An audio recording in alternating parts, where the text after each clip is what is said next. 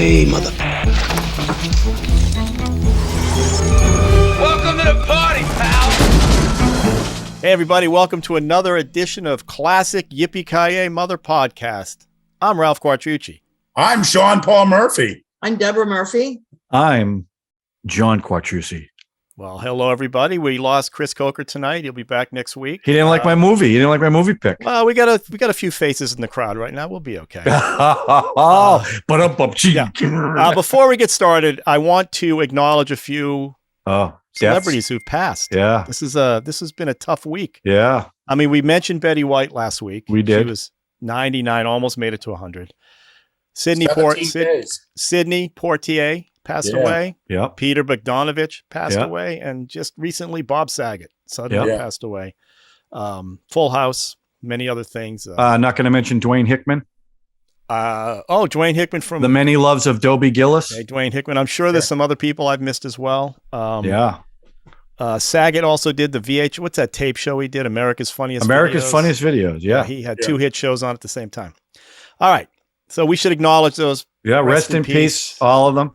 We were going to do Sidney Poitier. Yeah. My favorte was In the Heat of the Night. As an actor. Yeah. And Cool boy days. Yeah. Mine was To Sir with Love. Yeah. That killed her. I watched Stir Crazy in honor of Sidney Poitier. Directed that. Right. He directed. Yeah. I think he's the first African-American director that made over $100 million on a movie for that film. Oh, I didn't know that. And that may be a film I'll bring to this table at some point because it's. I love that movie. I saw that film when it came out at the theaters. Yeah, me too. I did too. I fell in love with Jo Beth Williams on that film, and so it's great stuff. Normally we do What'd You Watch, but I want to shake it up a little. One thing. Also, I'm wearing this hat because it was official.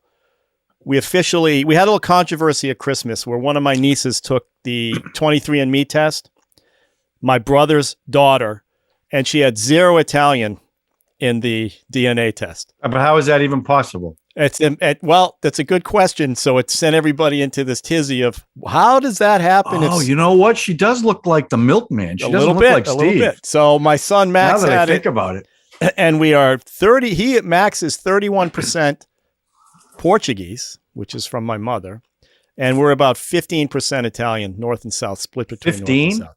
15. What's the rest of it? With Max, it's German. His mother's side is all there and all that. So I am officially Italiano, which made me feel good. All right. You look like Mario. A little Mario. I lose more and more Italian. So, okay. But instead of What'd You Watch, I have a serious question I want to ask each of us. And I'm glad we got a minimal amount so we can get this over quickly. I'm looking at our views. And we average probably 60 views per movie. Now, every once in a while, a movie will pop. Right. And get all kinds. I don't know if that's people think they're going to go see the movie or if they actually want to hear what we have to say about the movie. But my question to each of us is, why do we do the podcast? I'm not saying we shouldn't. I'm asking you, what is it about this podcast that makes you want to keep doing the podcast, even though we're not getting crazy views? And obviously, we're not making any money on this. Why? I can tell you why but I'll wait. I want to hear some other. Sean and Debbie, why are you guys doing the podcast? It's funny that you should mention that because I wondered about that, because I was thinking about it. What I like is it's a conversation, but it's an in-depth conversation and it goes deep. I mean, to me, movies has been the most. And as we grow, as we get older, we inspect life, but we just can't talk to each other about philosophy, or it's just too. Some of that comes through the stuff we talk about, though. That's what makes it palatable. But this is a sort of like I can say it's like golf. Now, Sean and I love to golf. We're terrible at it. We don't even keep score. Yeah. We don't I'm with really you on that one. Real score, but we're getting out there in the woods and just enjoying nature, but we're guising it as we're golfers. So the movie, podcast to me is talking about real serious things and inspecting your thoughts in front of you guys, and our audience, I suppose, but stuff that you don't usually talk about unless you have a really close philosophical friend. My uncle was that for me. I revered my uncle. He's deceased now. And we used to talk like philosophically, and you don't really can talk that way to too many people because they say, what are you talking about? Yeah. It's deep. Sean? Well, I don't need a podcast to talk about movies. I think we did it in your office, Ralph. Well, that's what started this whole thing, right? To me, going to the movies was only half the fun, was talking to the people at the movies afterwards. I ran for 13 or 14 years, the Baltimore Film Club, and we would always see a movie every month. First it was every Monday, then every other Monday. And then we'd go out and talk about it. We'd vote it. Then we'd go out and talk about it for an hour or so. It was nothing but fun. I mean, I love the movies. I'm a product of the movies for good or evil. And I'm happy to talk about the movies. I think some of them are clicking through, some of these movies, and they're not all thinking they're seeing the movies because they're actually commenting on what we're saying too sometimes. Yeah. So some people are actually interested. And I think the YouTube views, and I know I've told you this before, is a false number, because everybody I know personally who listens to the podcast, who partakes in the podcast, is doing so in an audio way, is doing it as a podcast, not as a video cast. Yeah. But on some things, we get a lot of great numbers. And I wish I knew what get people to listen, because we'll do a science fiction movie and we'll get a huge number, or a comedy get a huge number. Then we'll do another one in the same vein. We'll have 15,000 viewers on one. We'll do another one that's similar, and we'll have 72 viewers. Yeah. So there's literally no way to predict it. So I think what we're doing best is we're just picking movies we love, movies we want to share with people. And then, if people want to listen, that's great. They'll learn something. They'll go on a journey with us. Like last week was great, because Debbie walked into the podcast. I don't know if she actually got through it. At the end, she sort of said she did not like, right. She had watched Thunderbolt and Lightfoot and did not like the movie.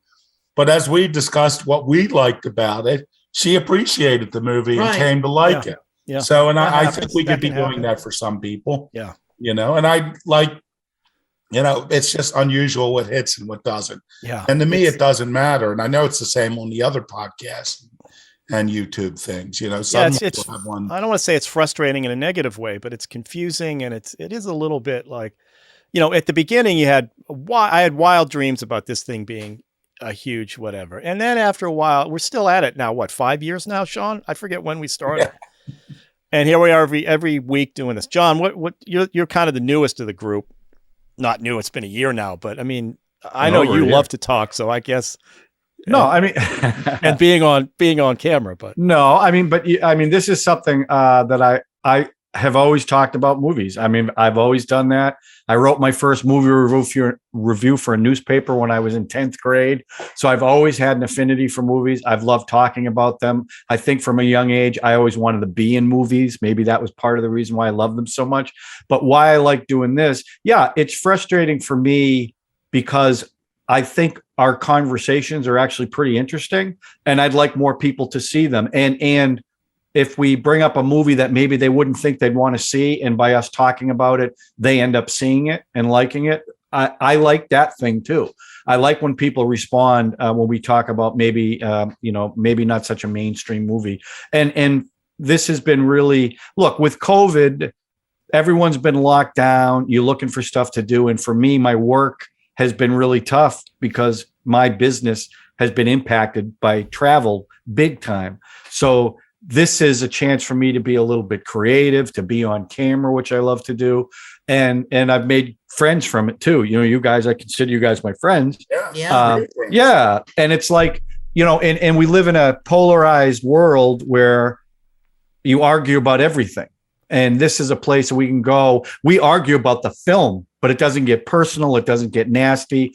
I like that. Ralph and I always talk about, well, we should do a political thing.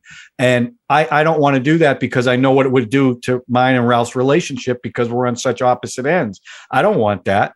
I want to talk about movies. And if the movies get a little political, that's okay. I'll talk about that. But I just love talking about movies. I mean, I would do this, if one person watched it just to talk to you guys about movies. Like this movie that I picked was, people wouldn't think I would pick this movie based on the movies I usually pick. But this movie resonated with me for reasons we'll get into. But I just love doing this. And I like when we bring in other people. I find that interesting. When Sean brings in somebody in the movie business, I think that's so cool. And it's something that this channel and YouTube and social media has opened up doors that you're able to talk to people that I never thought in my life I'd sit down and be on a Zoom call with Lou Diamond Phillips, who I'm a huge fan of from La Bamba. And we did it. And or FBI informant or a director of a movie. I mean, that's or pretty Sean cool and stuff. Debbie Murphy. Sean, a brilliant screenwriter who wrote Chapel Street, which I absolutely loved. So I love it. And if people don't want to watch, it bums me out. And I don't understand the rhyme or reason behind it, because Cue It Up's the same thing. We get 1,000 hits on My Name Is Nobody, and then we get 13 views on the other stuff. So I don't know what to do, but I want to keep doing it, and I love it. So, well, to be fair, the 13 views was on your standalone Spider-Man. That's 19 now. It's not 13. I was not in that one. Yeah. So I'll be brief since I don't want to go too crazy. But as Sean and I talked about, we started this podcast to introduce films to people who, like millennials, basically. It was really the genesis was, let's bring our 70s films, let them watch it, see how they react, and vice versa, let them bring films to us. I never would have watched half these films that I did at the beginning, Hellraiser, all the stuff that those guys were bringing in. And then we jump into my Movie Strange, the cult thing I was doing for a while. I watched films there that I would never have watched that I thoroughly enjoyed, and I'm glad I watched them. And it happened to me last night when I was watching this movie. We're doing A Face in the Crowd on the Criterion Channel. And as I'm browsing, I see this movie called The Hit. I never heard about The Hit. I didn't know what I know this Stamp. Is that Terrence Stamp? Terrence Stamp and Tim Roth's first film. Yeah. John Hurt plays an assassin, directed by Stephen Frears. I never in a million years would have thought of that film, gone to look for the film. But when I finished Facing the Crowd, I'm going to watch The Hit. I couldn't turn it off. So I discovered a movie that I never would have watched before, and I thoroughly enjoyed it. And then I went and listened to the commentary track on that same film, which is also the Criterion does this great thing where some of these movies. So I'm a movie lover. I am not obsessed. I couldn't give you all the actors. I screw up names all the time. I forget plots. I forget quotes. But I love movies, and I do this. And it's a lot of work. It's a lot of work to do this. We know this, to do this every week, to come and put these things out. And you look at the views and you go, whatever. I'm really doing this for me and us having these conversations. And I frankly think the conversations have gelled. I mean, you're talking about philosophy. That's the thing about movies, especially horror movies, the metaphors they do in films, how it relates to culture and, social things and all that. We're doing the same thing. We're talking about religion now that I wouldn't normally talk about. We talk about in films as it relates to these films. And I think our side conversations turn into pretty cool conversations, starting with the films. So I just wanted to get your take on the world of ideas. Movies are somebody's idea of what reality is, and when you think about it, we're all part of that. We all question, what we're here for, what we're doing here. And it is a shared experience. I think movies are a shared experience that pretty much anybody can talk about if they wanted to. So I think that's what makes it so. And that's why there's so many of these shows. I mean, Bill Simmons, I swear, his rewatchable show started after our show, and it's the same idea.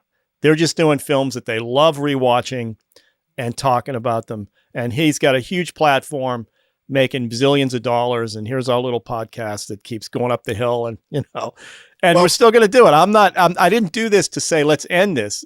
I was just curious if you guys felt the same way I did. I know Chris Coker, who's our newest guy, is just loving coming on this and being able to talk about this. And as John said, COVID, everybody's had issues with work and kids staying at home, and to be able to express your opinions about stuff that you love talking about has made a lot of people very happy, except for the people who I want to watch, who, 60 people are happy one time. Whatever. Maybe they aren't happy. I'll tell you, Ralph, this is advice I give to everybody. You're already following it, because I've written a lot of movies, and it took a long time. I had put a blog about, and I wrote down everything I wrote before I became quote unquote successful. And people are like, I'm writing the books and they're not taking off, I'm going to stop. Or I've written so many screenplays, I'm going to stop. And I'm like, well, you should stop, because you're never going to be successful at it. Because if you don't love it, if you don't love the act of actually doing it, what's the point? You're never going to succeed at it, because it's going to come through. Right. So we're doing this because we love doing it. We want to do this. Yeah, it's a pleasure. And maybe as people find out, as long as we enjoy ourselves, maybe other people will come and enjoy themselves too. And, it's what I really love about this podcast is that it has, and I still call it a podcast. What do you call it? This YouTube channel. I still call it a podcast. Yeah. Is that we have gone through a lot of people. You know what I mean? Not a lot, but we've had people who are here for a year or two, and then they're gone 2 years, and no one's left on hard feelings. Anyone who's been on this podcast can come back. But, I like the open structure of it. A lot of times, I said this before, when I'll get a podcast, and it doesn't really matter what the subject is, because after a while, you're listening to the people. No, I agree. You know what I mean? And so when I'm listening to a podcast and people leave, it's always a question of, do I continue? But I think we're doing a great job. Because I think the spirit is still there. When we have different people on, we have a little different emphasis. Now because there are few people, we do a little deeper dive. Maybe there's less conflict than there have been in other ones, and I'm a fan of conflict too. But it's like, this is a deeper dive. But the conversations, I think the conversations are better about the movies. Yes. Yeah, because we don't have to fit in 8 people. I mean, we get to talk about it, and there's some back and forth, which I like. Now, Ralph, you've got the hardest part, because we do the show, and then you do everything else. You put it together, so you've got a lot more to do than we do. Yeah, and I know that can be a grind. But it is. It's frankly, it is a grind, and being at home has helped that. Obviously, not having to try to do a job. I'm doing a job, but I'm doing it from home, so it makes it a lot easier. But the good news is you can tell you're still into it, because you put monitors behind you. You have green screens now. You've got all kinds of different cameras. This is what we call COVID brain. I can't. Don't you have a new setup for the bell? Yeah, it's right here. Well, can you see it? Yeah, there it is. See. So you don't have to cut anymore. I'm right in there. Oh, look at that. See, so you still love it. Yeah, I do. That's good. All right. Enough. Okay. So John brought the film today. We've hinted at it a couple of times. John, we've told them what it was. We didn't hint at it. We actually told them what it was. Well, by the way, what I was wanting to talk about, I did want to talk about what I was watching, but I'm just going to throw it out real quick. I watched Bad Day at Black Rock. I don't know if you've ever seen that movie. Spencer Tracy, Robert Ryan. Excellent. Great movie. The quietest suspense-filled movie you'll ever watch. It's an amazing movie. Well, I did mention The Hit, so I guess. Yeah, I think directed by John Sturges, who did The Magnificent Seven. Anyhow, I watched that. So I picked 1957's A Face in the Crowd, directed by Elia Kazan, starring Andy Griffith, Patricia Neal, Walter Matthau, Anthony Franciosa, Lee Remick. In fact, it was Andy Griffith's first film, Lee Remick's first film, Anthony Franciosa's first film. It was like 1 or 2 films for Walter Matthau. And Patricia Neal had been out for 4 years because she got pregnant by Gary Cooper, and there was a whole controversy there. And how that is. Yeah, so that was her first movie back in a while. In this movie, Ralph and I talked about this a little. What I love about this movie, there's a few things I really love. I don't know what it is about black and white photography, but I love films in black and white. There's something about black and white. Well, this one's done very well, too. Yeah, it is. He's a great director. And his history is pretty bleak. He won a Lifetime Achievement Academy Award, and he got booed because when he the House Un-American Activities, the Reds, they're going for the commies. He named names, and then he put out an ad in the newspaper the next day saying how proud he was of what he did. So people in Hollywood did not like Elia Kazan, as great a director as he was. So this movie, he's also the reason Hyman Roth in The Godfather had no shirt on that scene where he's watching the football game when Michael comes to visit him. Why? Because Coppola had a meeting and Elia Kazan walks into the meeting, or Coppola walks into his house, and he had no shirt on.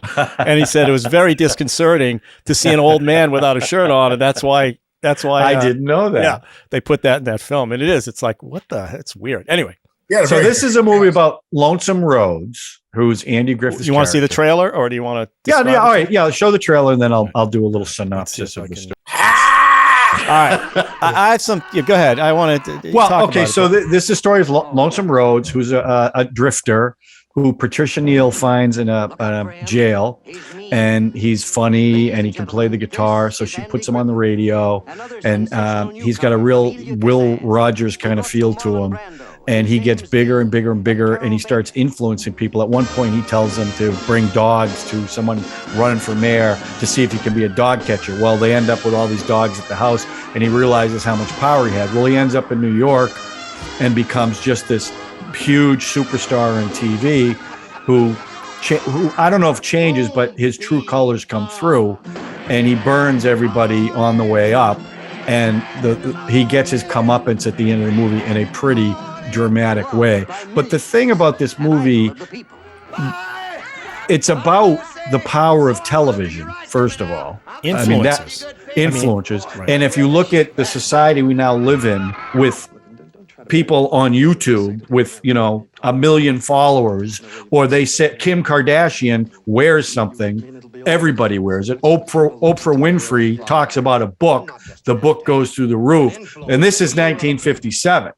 So if you think about TV is relatively new. Lucy was the big show. Milton Berle was the big show, right? But the influence of TV politically was first shown with Kennedy and Nixon in the debates, that Nixon looked like a sweaty, gross old guy who actually had good policy stuff, but no one cared because you looked at the Ken doll versus Nixon. They say if you heard that on the radio, Nixon won. If you watched it on TV, well, that's right. Kennedy won. Right. That's my point. Right. And that's the power. The other thing I love about this movie, if you're familiar with Andy Griffith from Matlock or the Andy Griffith show, you wouldn't believe it's the same guy. I mean, his performance, it was his first movie performance. He had done No Time for Sergeant on Broadway and did a stand-up album. That's how Kazan found out about him. He does a thing about football. Someone from Arkansas seeing football for the first time. It's a comedy routine. And that Elia Kazan could even think he could do something like this is pretty amazing casting-wise. And his performance, people say, well, it's over the top. It is over the top. But I think it works. And to me, the even better performance was Patricia Neal. Her performance in this movie, where she loves this guy and hates him at the same time, and that's playing the entire movie, even at the end, when she's the one that his comeuppance is, he's talking about the audience when he thinks the show is over through the rolling credits, and she turns on the microphone live and covers the board so no one can stop her, and he's just trashing the audience. And that ends up his downfall. In fact, he goes from the top floor in the elevator down, and by the time he gets to the bottom, he's sunk. It's just an amazing movie. Says a lot about TV. So, and they used John Cameron Swayze, Walter Winchell, Mike Wallace. So they're using real people. And this is based on, I read a bunch of stuff about it, a little bit of Will Rogers, who had this homespun thing, but he was really quite an elitist, is what his kids said. Arthur Godfrey, who was kind of ruthless. And the thing at the end where he got caught with a live mic trash in the audience happened to some kiddie show guy who was talking about the little bastards. If you read one of the headlines that came out after this happened to him, it said he pulled a Don. I guess that guy's name was Don. Okay. And So it he was a actually- children's show host. Yeah, and it actually said he did what Dawn did or something. Yeah. The headline that he was reading So- in his apartment when she comes in. It's a wild movie. And like I said, Andy Griffith's performance, the one that really got me was when they're at the fair in Arkansas and they're doing the baton twirling. And he's all over Lee Remick, right? But when she is spinning the baton and the camera has a close-up of Andy Griffith with the look on his face that I can't believe passed the censors because you could see what he was thinking.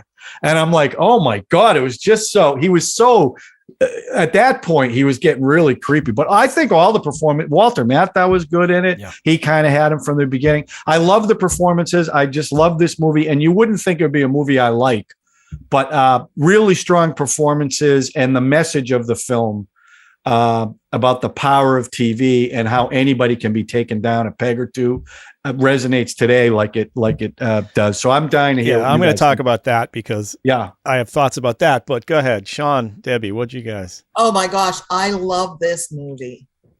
And you hadn't seen this, right? No, She thought she had seen I it, Yeah. thought I and she did. didn't want to see it. She's like, Because didn't I wanna watch love Andy Griffith. the show. Yeah. And when Yeah. we started watching it, when was it? Friday? Yeah, just at one point when we first started watching it, it was on HBO Max on the TCM hub, Yeah. free. But we had stuff going on, we couldn't finish it. So when we went to finish it, it was no longer on the hub for free. No, So we had to pay for it. We Oh just my got done watching it.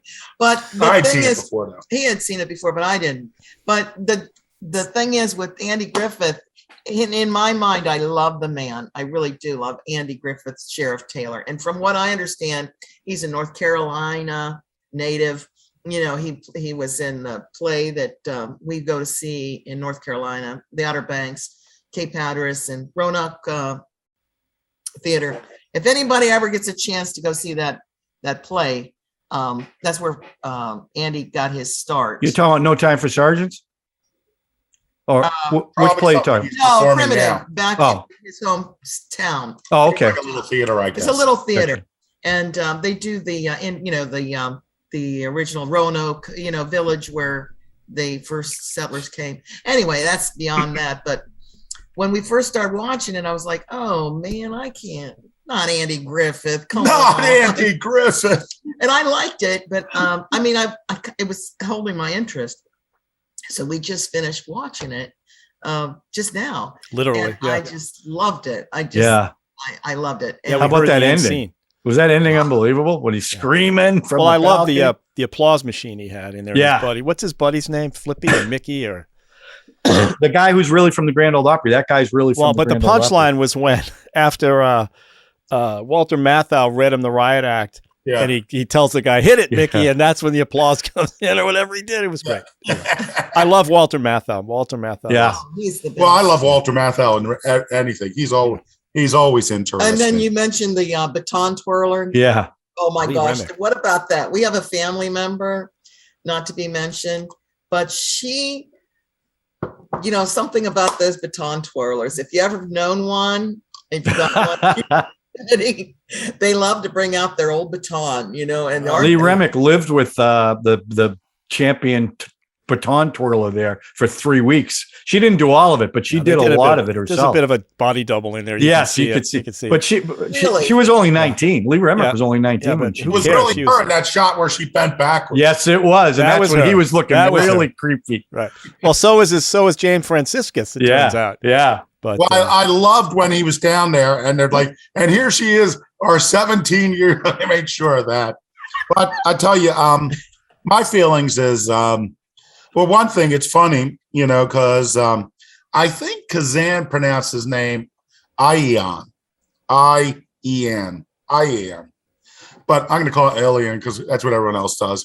And he's dead, so I'm sorry. I'm going to do it my way. But so he named names, and he grew up, he was his family, I believe they were refugees from Eastern Europe. So he had a little different feeling, communism was abstract to, and he also felt because he was kind of a guest in this country, he was brought in, that if the government tells you to do something, he's obligated to do it. So he had to think. But Bud Schulberg, who wrote the film, is a very interesting guy. His father ran Paramount during the 30s, so he's like second generation Hollywood royalty. But he was a brilliant and cynical writer, and he was also during the 30s a very fervent communist. And when they brought the Writers Guild, started the Writers Guild, he was one of the people that the communists brought in to be a board member, because the communists wanted to control the Writers Guild in order to get propaganda out. And Schulberg was one of them, and was one of the four guys that were like, the lackeys. But the difference between him and a lot of the people is he got an idea of what was going on in Russia during Stalin's thing. And he's like, here I am. He goes, I know Stalin is killing more people than Hitler, but I got to pretend that he isn't, and he was very disillusioned, and he turned on the communists. And he also voluntarily went to HUAC or whichever one of sometimes there were different committees, and he named names, and he was, he didn't put an ad about it in the paper, but, he wasn't shy about it. And I don't think he had the career he could have had as a result, but let's look at what he did before. He did On the Waterfront, original story. And I don't know if he wrote the script, but he wrote the book of The Harder They Fall, Humphrey Bogart's last film, about his cynical reporter who becomes a boxing promoter, and What Makes Sammy Run, about a movie executive, which apparently Ben Stiller's working on a version of for DreamWorks. So another version, it's been on TV a number of times, different things of it. So, I mean, he was a great writer. And when I think of Schulberg, I don't necessarily think of Arkansas, so when Andy Griffith's coming up about all these uncles from Riddle and this and that, and I'm sitting there thinking, has Bud even been to Arkansas?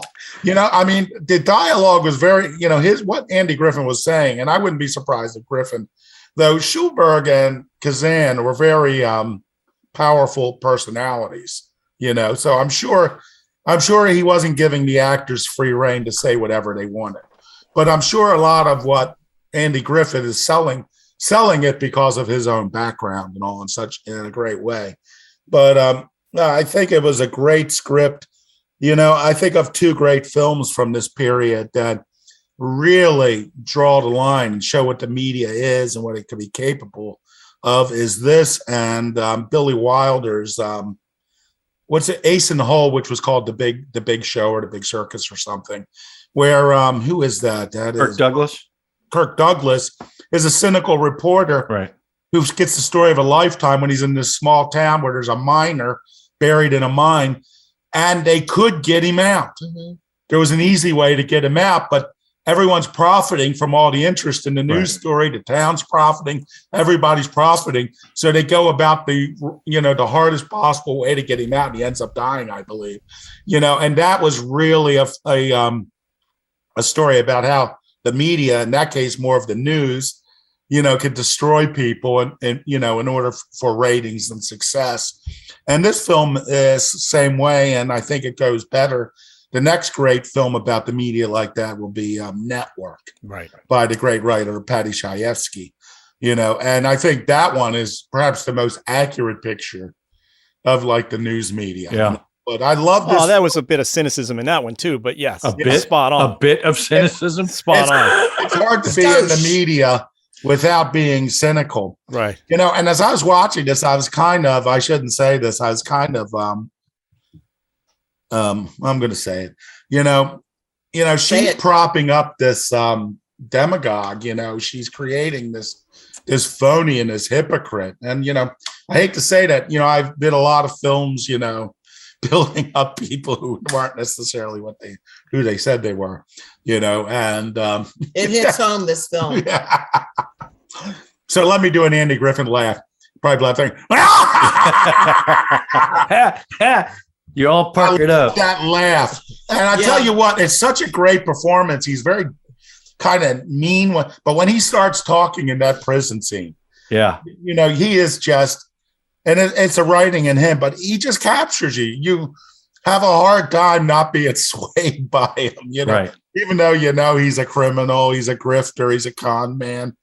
But he's so lively, Well, the energy level that he brings, that entire performance is up here. I mean, it's unbelievable. And I'm kind of curious about Ralph's opinion, because I know Ralph generally does not like these over the top kind of performances. Well, I didn't. It's funny. I didn't find it. It had to be over the top because his character was over the top, and it was all great acting. It didn't feel stale to me. It didn't feel overacted. Yes, obviously his laugh and all that. He's a broad. When John told me that he was going to bring this film, my immediate reaction was to get political. Because I had seen it a long time ago, and I had immediately compared it to someone who's, in the news now. Except as I watched it this time, I got more caught up in the machinations of how products shape TV shows, how Madison Avenue shapes the product that then shapes a TV show. Vitajex, which is just Geritol, right? And they showed that inside baseball stuff. There's also a scene they do towards the end where everybody's getting together to get that senator ready to become president. Right. And Succession just did the same thing from the right Republicans' perspective, where they did this big giant meeting where all these elites are going to figure out who the next nominee is going to be. Same idea, much simpler in this one. And I think actually way less cynical than Succession was. Very cynical about it and very, smarmy, a little smarmy, right? They're, smarter than everybody. This one was just direct. They were directly saying to you, this is how this works, right? We're going to get this guy the polls and all that. And you could see the senator changing. And by the time he's on his TV show, he's completely changed. Curly has changed his social, right? He, stand up by your own bootstraps. Everybody has to work hard. He's kind of, but what I did take away was influences. You mentioned Kardashian. Yeah. I'm thinking, I originally thought Trump. I thought this is kind of a Trump. Although you think about the same thing happened to Trump in the bus with Billy Bush, where this thing came out that should have taken him out, which is what happened to Andy Griffith. She keeps a microphone up so everybody can hear what he's saying. Well, the same thing happened in 2015, 2016. Didn't change a thing. So we've changed. I think as a society, we've, a lot has gone on. But I was thinking more Joe Rogan, actually. And influences, political influences that are on Instagram and all these other formats where they have millions of followers who, frankly, I think aren't as smart as a Joe Rogan, who follow him blindly. And that's what I kept thinking about when I saw this film. And I love the film. I didn't find him overacted. I thought Patricia Neal was great, showing us really her conflict that she was dealing with right up, like you said, right up till the very end. Yeah. Even the very, very end where he's screaming at her from the penthouse. Right. And I love when Matthau goes, he's not the suicide type. That's right. When she's looking up there, she's looking up at the balcony. There's no way he's going to do that. Yeah. And that button that he does at the end with the applause with his buddy who's on the applause machine, he wakes him up and he makes him do the applause. I'm saying Walter Matthau wakes him up. So I was going to be much more political about this, but I actually found it way more interesting. The Madison Avenue stuff, the way people are shaping both product and people, and how power corrupts. And that's what happened to Lonesome Rhodes. He got corrupted by all that's power. what, because say one thing, I used to do it before I got started working on network television stuff, net television networks. I used to do a lot of politicals because I hate to say, me too. They paid the most. Yeah. And also I love, I worked, my background is advertising. Yeah. I graduated and I went right into an advertising agency. It was the best job I ever had. It's actually the only adult job I ever had. I thought you loved the busboy business. I love being a busboy too. I will say one thing. I have never left a job. I always have to be fired. Now there's a badge of honor. I'm a 100% in favor. All right. Okay. I've only been fired. But, I used to do politicals, and there was one guy, and I'm not going to mention the name or what party, but I really liked this guy. We were doing for a third party for the guy, and I really liked this guy. I'm like, this is a guy I like. This is a guy I would vote for. And then like 8 years later, He ran, he was a prominent political guy. And 8 years later, he ran for president, and he was a completely different guy. It wasn't the policies, but what you could tell is that all these people in this back room and consultants groups, and whatever humanity he had, that human touch, was like completely gone. It's sort of like you could just tell he was micromanaged. You could tell that every line he said was rehearsed. Right. They all get like that. Once you start tested. getting, that once they start getting, the polls are coming up and people, then they go at them. All these guys they're all completely. Listen, all of us, politicians, sports figures, anybody.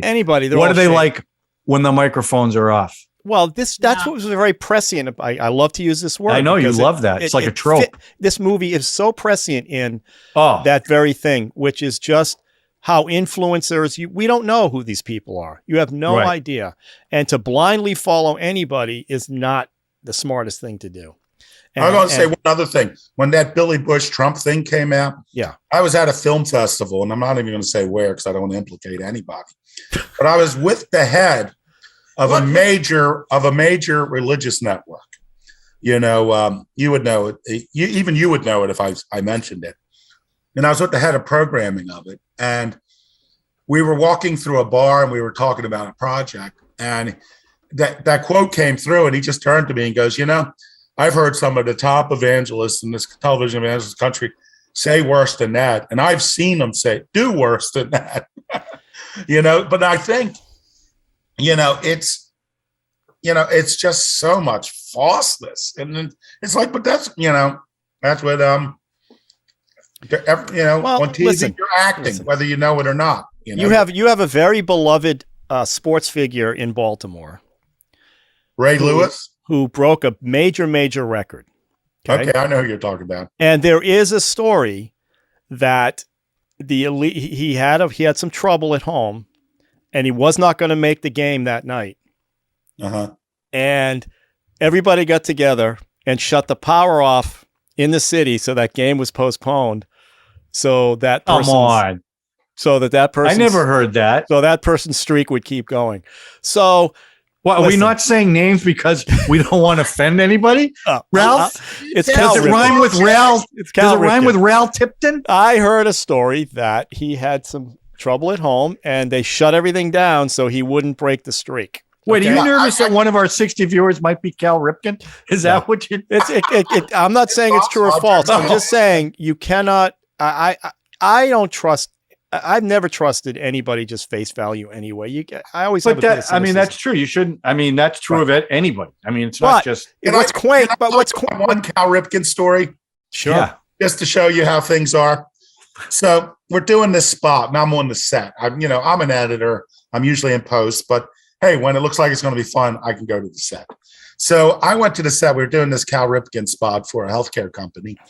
And we get all this warning, somebody from the Ripken organization told the producer, gave this list of things. Do not talk to Cal Ripken. Do not ask him for an autograph. Do not do photos. Do not look at him. Do not do this. Do not that. So, he's in makeup. He comes out. He does the first set. He's in his uniform. And, and everybody is being respectful. They're averting their eyes, and all of this. And then after he does like 4 takes and they're done with that shot and he doesn't need the uniform, he immediately takes off the hat. He goes, hey, does anybody want this? And somebody goes, yeah, I'll take it. He goes, do you want me to sign it? He could have been a happier, nicer guy, but his people were like, his handlers. If they didn't say that, everybody would, So they let him make the move. Like a natural guy. But the one thing about this film that I thought was quaint and kind of cute is when he does get caught, and goes out there to the world what he really thinks about his followers. Yeah. And they're all calling the station going, I'm never gonna. It was very cute that all these people and the hard hats in the bar, the ruffians who goes, we were following this guy. We're not following him anymore. Like I said, in 2015, religious leaders were still backing Trump, going, hey, whatever. It's just locker room talk. Who cares? We've come a long way from that quaint little. And also, this would never happen today because back then, there were probably 4 networks because Dumont was too. But literally, if you had a TV, you were watching one of 4 television shows. So the audience was very focused today with video games, YouTube, 50, I know. But the one thing that is still very true is it doesn't take much to go from up to down in one. And that was Kazan's point too. Yeah. But that scene, the way he used the elevator, was brilliant. brilliant. That was just brilliant. By the time you get down, it's over. But he did a good job too when they were doing the Vitajex ad, when it started from nothing and then kept building, and they did the jingle and they showed the pill going down the belly and the close-ups of Andy Griffith. That whole scene was it was a very funny movie. Yeah, it was. It was a very funny stuff in this movie. I think they were hinting that it was an ED and I kind of got that too. He said they kept talking when he chases the woman out the room. Yeah. No, I like that scene too. The way they cut to that whole bit about that pill, the commercial that they created. Yeah. And it went on for a bit. That went on for a while. No, that was his take. He was going after the TV industry and he was going after advertising. Madison Avenue. That's really what he was going after, because he spent time in New York with the big three advertising agencies.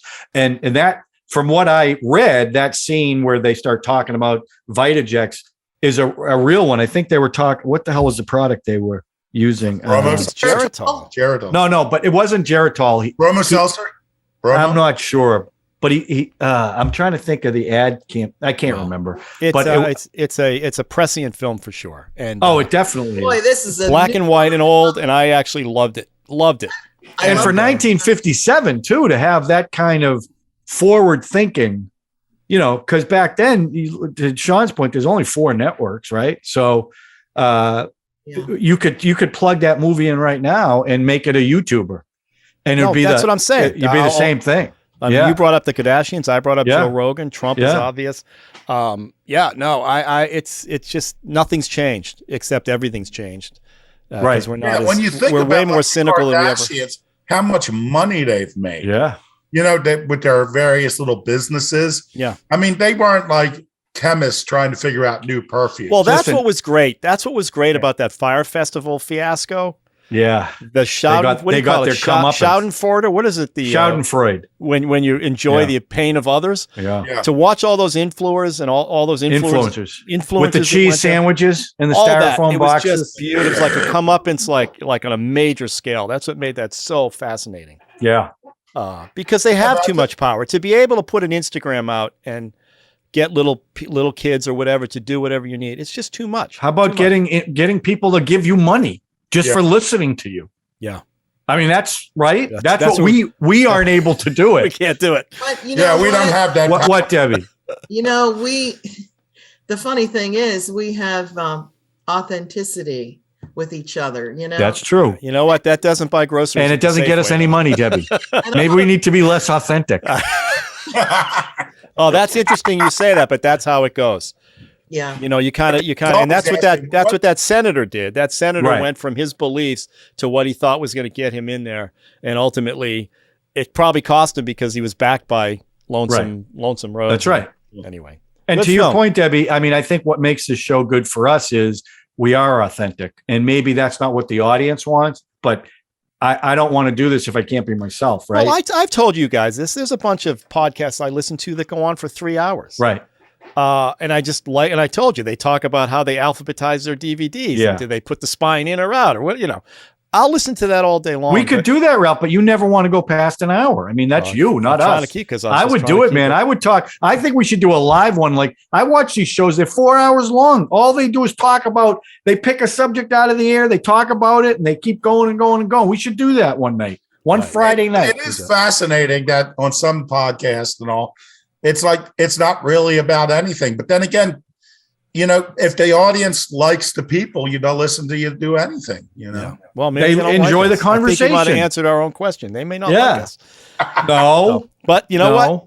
If they don't, we're going to give them more of us. Okay. I think so hit that like button and that subscribe. Well, you got to subscribe first. Yeah. Share it. Hit the like button. And I, my other show, Sean, my junior high theater teacher, I got in contact with her about something.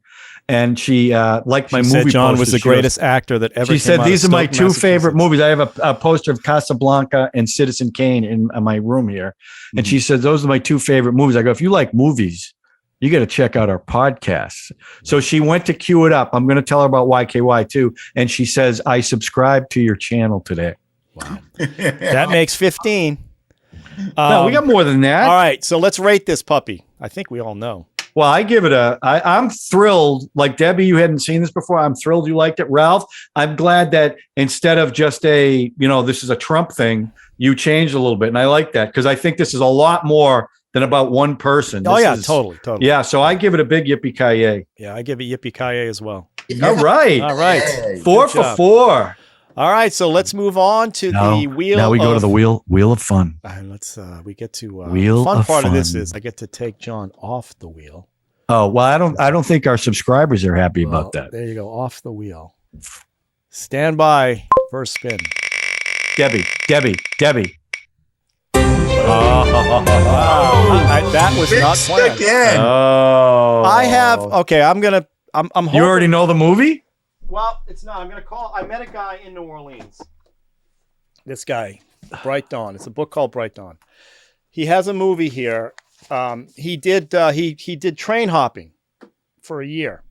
Oh, He he just- literally went train hopping? He's like a hobo. There's We have a friend who whole did that. there's an underground railroad system of Yes. hobos that hop these things. Okay, so this is a guy I met in New Orleans. I'm going to see if he'll come on the podcast. I'm going to give him a call tomorrow. I'm going to email him and see if he'll do it. If he does it, we're going to bring him on. I'll send you guys the film he made. And What we is it, can a watch documentary? It's sort of his I- hopping? I thought it was a documentary about being a Train hobo, hopping. this Yeah. thing.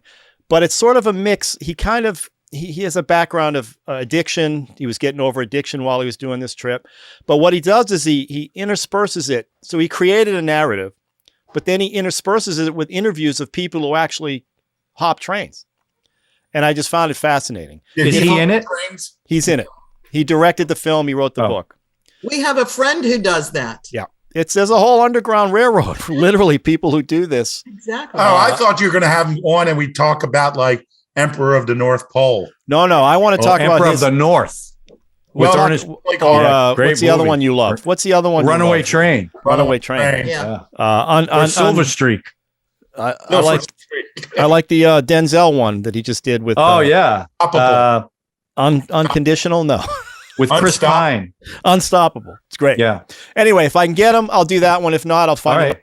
I might bring Stir Crazy because I got crazy about that one, but I'll think about it. I'll let you know in a Stir couple Crazy, days. funny movie. Be a nice tribute. Yeah. And I think generally when we have a guest, the guest doesn't count as your choice. No, that's fine. This would be my choice. That's fine. I mean, I don't want to deprive you of anything. No. I asked him earlier if he'd like to do it. He said he would, but John, you know that Ralph, if Ralph ever got deprived, he'd just change the rules. That's right. So he could. I'm not worried about Don't even sweat about that. Don't worry about me. please. So there we go. I'll see if I can get him. If not, I'll let you guys know the film I'm going to do. But I right. I think have a I'm more 80. question now. Yeah. Did John take the test? I want to know if you two are both the same amount of Italian. I didn't take the. Listen, I'm Italian. Believe No, me. my son took it, so it's even diluted from me. So I'm assuming if he's got 18% Italian, I must have a lot in there. I mean, look at me. Look at this. Come on. My I mean, mother's full Portuguese. come on. My don't I father's look- full Italian. I can't even 50-50. speak. I don't even know how to do Italian. Yeah, I you can't do even speak Italian. it. This is what you got to remember about genetics, okay? La lingua mia all What do I have to relative. know about genetics? It's all relative. You take one sperm and one egg. That could be ancient history. Right. That lineage could be from like, whoa, way back, way back. In fact, here is a sperm. Yeah, but if my brother had a daughter who has 0 Italian, what does that mean? That Debbie's That means Italian by injection. Because there's one. How many times have I heard that? But She has a little Italian in her. who's that? You're Irish, aren't very you? little. Yeah. My mother's Italian. Very Oh. little. Uh, Oh my. But here's the thing, genes like that 1 in a billion, you know what I mean? Right. There's a billion possibilities of who you could be, Okay. but that is ancient. That DNA is from somebody's great, long past, way away. But it should reflect where your Not How Yeah, could, her yeah, how ancestors could she came not have from. any Italian DNA? That doesn't make any sense. Right. That's not, what. not necessarily at any proportion of which they are. percentage wise. No, Yeah. you could be all getting all the information from one. Well, parent. it's when my son broke it down. There was like 7% from northern Italy, 7% from southern Italy, 39%. What a from Portugal. scam. Yeah. What a I don't scam. know. Maybe it is. So they can tell you from Northern Italy. Please. Lonesome Rhodes said to take it, so I took it. So, all right, guys, listen. Have a good week. We're over an hour. You know how I feel about this. Marsha! All right, I'll let you guys know the film, whether it's this guy's or one other one. You'll have Probably. to send it to us. Okay, are we due for a round robin soon? We have 2 more people that got to do Okay. classic, and then All we'll right. do the round robin. All right. Sean and Debbie are up for the next 2. So. Nice. Now, does Chris lose a turn? Chris just did No, he his. did No, this. No, because he missed a show, I mean. No. So we take him off the wheel the next time? no, No? All right. no. God, you're so angry. No punishment for missing a show. This is like what's that? Korean- punishment. Survivor. He's voted off the island. It's amazing. All right. Have a good week, everybody. Stay All right. safe. Good to see And, you guys. we'll see you next week. All right. Over and out. Like.